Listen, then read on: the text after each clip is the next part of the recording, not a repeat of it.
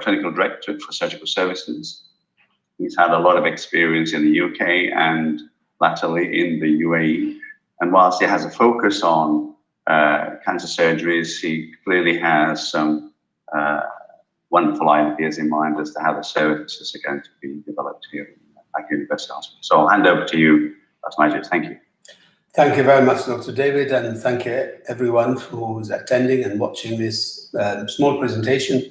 It's extremely difficult to talk about the surgical service that we are planning to provide here in Fakeeh University Hospital. We are setting ourselves to be the leaders in the community. There's no doubt about that. And what we have planned for the last year or so since I started talking to Dr. David about joining here is something that's very exciting. First, I will introduce myself quickly. I don't need to talk too much about myself, but about the service. But I've come with 39 years of experience. I can't believe I'm saying that. 20 of which I led large teams in the north of England as a consultant surgeon, associate professor in Sheffield University. I've also been a visiting professor in many universities in the Middle East. We have done quite a lot of work, not only on the clinical level, but at academic level too. Clinical governance and medical legal aspects of practice is at the heart of my practice. Hence, I'm very tough sometimes, but actually for the best of everyone. I'm very pleased to be joined by Dr. Pab in the surgical department, who has 21 years of experience as a general bariatric, and he has good experience in thoracic surgery and trauma. So between the two of us, we have 60 years of experience in the surgical department. What do? We're not really normal surgeons, and that will be reflected on what we're going to do very soon. Department of General Surgery will disappear and will be replaced by institutions. Institute of Colorectal Surgery, gastrointestinal surgery, which means upper GI surgery, metabolic disease and bariatric surgery. And metabolic disease is more important. Very soon we will not do the sleeve gastrectomy for weight gain, but also for other diseases, mainly diabetes, when it is approved by the world authorities. There are many countries in the world who practice these now. We will also have an Institute of Endocrine and Breast Surgery, and that is my vision in the near future. Probably in the next 6 months, you will see these names everywhere. We'll start with what we are providing at the moment in colorectal surgery, and because it's my main experience in the world as a professor of colorectal surgery in 2 universities at least, I will tell you what we have introduced here that you will see happening very soon. In the outpatient department, we will have things that are very untraditional, not heard of probably in the Middle East or definitely in the UAE. The aim of it is the best interests of the patients. For example, when we have a look inside the patient's bottom end, we would like to document that clearly for clinical documentation, for consent process, for accurate diagnosis, and also for follow-up, because these images will be stored and can be followed and see the progress of our treatment and the effect of it. We'll acquire this equipment very soon as it's being approved and procured. One of the most important things that we'll introduce here is the high resolution anorectal physiology. Many people will probably have heard of anorectal manometry to measure the pressure in this area, but what we are aiming at is to study the anatomy together with the physiology. So we have also required and approved, the request has been approved to purchase the best in the market with evidence-based scientific, not only from the marketing point of view, to give us a very good idea of this very complex 4 centimeter in the body. Not only the inner canal as traditionally called, but the whole pelvic floor. And the purpose of that will come in 2 minutes. We'll very soon I'll acquire this equipment. I have more than 20 years of experience, not only in practicing and doing this test myself, but my unit was giving fellowship and master degrees to the nurses, Master of Gastroenterology, which I'm very proud of. The other piece of equipment is not only the equipment, but also the idea behind it. We have requested, and the request has been approved, to purchase, and I think it's been ordered already, a 3D ultrasound. The ultrasound encompasses a very essential part of colorectal practice. Mainly, it's something that we are introducing here, and in fact, there is a case coming today to be booked for next week, is investigating and treating rectal tumors, which is extremely common in this part of the world, including early cancer. And the best modality of investigation will be here at Fakeeh University Hospital. The outpatient is the transrectal ultrasound. That's 3D, and it's really is superb. And there is good evidence that it equates or probably supersedes some of the MRI images. And also in benign disease, and mainly two conditions, the chronic pelvic pain and detection of very subtle or hidden anal fistulae is something that I have done quite a lot of research in. And also, which is extremely important, is the pelvic floor. This machine will give us the alternative to the very messy diffugated proctogram, and it's proved time after time in the last 10 years that it is probably the best modality, even from patients' acceptance point of view, to detect internal prolapse, to detect cystocele, to detect urethrocoele, to detect and examine in detail the rectocele and what effect it has. Not only that, but also help the gynecologist a lot in assessment of uterine prolapse, for example, and I will explain that in a moment. In surgical department, or the colorectal part of it, we are aiming at doing everything minimally invasive for the convenience, for the pain-free, for the rapid recovery of our patients. For example, for the hemorrhoid, which has a very bad reputation of a painful condition as well as painful treatment, we will have lots of minimally invasive methods like the THD, for example, which is non-excisional, but we tie the vessels and prepare the prolapse with laser treatment, which is actually present as the equipment is there, but we need to mark this properly that it is there. And another procedure is called HAL and RAR. It's very common in this part of the world and popular. Other conditions that have very bad reputation is the anal fistula, have bad reputation that it entails a lot of pain after the operation, a long time to heal, and recurrence rate is very high. The modern technology allowed us to do that, and we have the facility here in FUH to provide what's an endoscopy. It's like, remember the old days of making a big cut to remove a gallbladder. Now we can't even think of that, and we always do it by laparoscopic surgery. Fistulas also can be treated, and the machine is here. It's in the cupboard behind me, and we can provide this service very freely and effectively. Other condition that has a very bad reputation in the colorectal arena is the paranormal sinus. Again, it can be treated with the same equipment endoscopically rather than making a big cut here and leaving the wound to heal, and the patient comes every day to the clinic for dressing, and it is always painful and prevents people from living the normal life. This picture here is immediately after the operation. There is no wound, and the patients literally can have this operation under local anesthetic. They can walk into theatre, walk out, and they can go to work in 2-3 hours. So it's something revolutionary. And the recurrence rate is less than traditional surgery. One of the things that's very close to my heart is cancer rectum and tumors of the rectum in general. We are introducing here something new, very effective, and very good idea. What we call it is organ preservation. The normal traditional way of doing surgery for early cancer is removing the whole rectum, which has an effect in life. It's very effective in controlling life, controlling the cancer itself. But now we have two techniques called TAMIS, transanal minimally invasive surgery, through which very clever equipment and a lot of training and expertise, we can remove this even very early tumors, or for people who refuse to have surgery, and we have to respect that in the end, we can remove the cancer and treat the residual cancer, if there is, outside the rectum with other methods like radiotherapy and chemotherapy. And that's what is left. Organ is preserved, cancer is removed, scar heals spontaneously.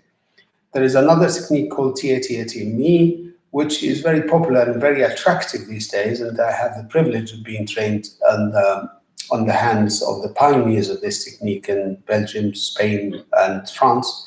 And this means that we can remove the cancer even if we do this operation with very little holes in the stomach, but most of the operation is done from the bottom, and the patient can eat and drink the same day. And they usually go home in 2-3 days instead of 14 to 20 days. Surgery for IBD, like ulcerative colitis, is another thing that I have had a long tooth in it. For many years, I have been doing this operation, which, if ulcerative colitis fails treatment, in spite of Dr. Vito's very excellent trials with medication, some patients will need to remove their colon, and they usually end up by permanent stoma, but that's not what I do. I create a new rectum, and this operation is also done by laparoscopic surgery and sometimes by single incision. So patients really don't have any scar to live with, and they live a better life than they usually have. We'll move from colorectal to bariatric surgery, and bariatric surgery has changed the skin many times, and we will have an MDT, multidisciplinary team, consists of the surgeons, the dietitians, which I have met, and I'm very glad that she is joining next week, and also psychiatrists, pulmonologists, cardiologists are extremely important members of this team. However, we are not going to call it bariatric surgery because we will provide comprehensive service rather than surgery. So it is probably called weight loss surgery, maybe not. We will call it metabolic surgery because it will be part of metabolic management of metabolic diseases, including type 2 diabetes, for example, which we will hope will get the approval of the international societies and guidelines to be offering very small and effective operation to treat diabetes forever. All types of surgery is provided in here, and also in addition to this, we will have the balloon, at least two types of balloons we are trained in, Dr. Pav and I. We can provide it, and I'm sure Dr. Vito can also join us in providing this service. So it's not a single person service, it's a teamwork, and it will take a lot of inputs from many people to put the best interest of patients at heart. We have something very exciting happening, and we have started this discussion many months ago, and hopefully now we are open. Congratulations to everyone. We can refocus on our pelvic floor health center, and Dr. Francesco no doubt will talk about this, and Dr. Gassan touched on that. It will encompass a large team of people. I can tell you, when I started this service in '99 in Sheffield University, I was single-handed for 3 years. I was only on my own. In 2013, we were 18 consultants in that team. We used to meet in the beginning, in 2003, about once every 6 weeks. And then in the end, we were meeting twice a week. That's how busy we were. When people knew that their service exists, we will be able to provide a lot of service to them. Some warning, it's not really surgery, because I remember in the early days, I was operating on about 60% of my patients who have problems like chronic constipation, incontinence, chronic pelvic pain, and prolapse. By the end, we studied what we are doing. We only operated on 7%, and every other modality was outpatient, which has achieved a lot better results. So it is not about surgery, it's about providing comprehensive service to the patient. The heart of it is the organ prolapse, pelvic organ prolapse surgery, POP. And we have the facility in our department to help the gynecologists immensely with the assessment. There's the POPQ score, which is clinical, it can be used, but now we can use our modalities here, especially the ultrasound, to have objective measures of the POPQ score, for example, and assess exactly what the patient needs with documentation, so we can always convince the insurance in this day and age of what we are doing, and obviously we get the best results, and as well as the objective follow-up of what we've done, if it is effective or not. One of the things, again, I have many strings to my bow. We created a Center of Excellence in Sheffield for treatment of advanced endometriosis, and the reason I'm involved because the condition in Britain is it has to have a colorectal surgeon who's experienced in laparoscopic pelvic surgery to treat this horrible disease, and the main things that it presents with, the infertility and chronic pain. I'm very proud to say, in 15 years of experience in creating a Center of Excellence in England, I would like to transfer this experience here and transfer this achievement here too. We have achieved the highest rate in the world for pregnancy after surgery, laparoscopic surgery, of 25%. The best in the world was 17% from Ohio. So there's something I would like to repeat here, and I'm sure we have talked a lot about that with the gynecologist, and Dr. Bassuni is very keen on promoting this service too. The breast surgery will be not only traditional, that we will have a specialist breast surgeon who hopefully is a female once we got her on board. Specialist female radiology only for breast service in all types, and hopefully with the help of the oncologists on board, or someone will come part-time, will be able to provide everything. One of the aims of the Breast Surgery Institute is to provide oncoplastic surgery, repair of the damage we do by surgery if we have to do mastectomy. Nowadays, breast surgery is really very, very different from where I was trained. We don't remove breasts very much, and the disease is, as it is systematic, is treated by a very different way. However, we will be able to provide that in the near future. Endocrine surgery will be at the heart of our service from the beginning, especially the thyroid, for example, will be in conjunction with our wonderful ENT surgeons. The parathyroid will also be treated jointly. However, the thymoma, for example, behind the chest bone, the suprarenal, and some of the endocrine function of the pancreas will be treated here, and I'm very glad that we do have the expertise to treat that laparoscopically, so that will be also as part of our minimally invasive journey. Laparoscopic hernia service is well established, and there is no problem at all in treating any hernia laparoscopically, including, for example, here, the very common condition of divarication recti, that it's not actually hernia. It's unfortunately not covered by insurance, but it can be repaired and fixed by very small incision in the side here, and we can repair this muscle wall to the extent multipara here and lack of exercise leads to a high instance of midline hernias as well as divarication, which we'll be very happy to correct. Laparoscopic hepatobiliary surgery. Why do I say that? Because it's not only gallbladder we do laparoscopic, but also parts of the liver can be resected. The surgery for pancreas, especially for tumor, can also be done laparoscopic. However, we will need some guidance, and I confess that we will not be providing this service in the beginning, but it will be provided in the future for the pancreas. However, for gallbladder, common bile duct, difficult jaundice case, or all that can be treated here very effectively and in minimally invasive manner. Part of the modification of laparoscopic surgery and minimally invasive, instead of in the past we used to do that big scar to remove part of the liver or gallbladder, we moved to the laparoscopic surgery, and I remember the first case I did was in 1989. I'm old enough to say that. However, these days we can, and we do have the facility and the expertise to remove it from inside the belly button, so we leave the patient with virtually no scar whatsoever. This is available, and we can do it from tomorrow. Thank you very much, and very, very happy holiday and New Year. Thank you so much, Dr. Majid. We've had a real feast this morning, and you can see that surgery has gone beyond the routine and the norm. And again, this is very much in line with our innovation and the way healthcare is delivered. And we're very excited about this opportunity of being able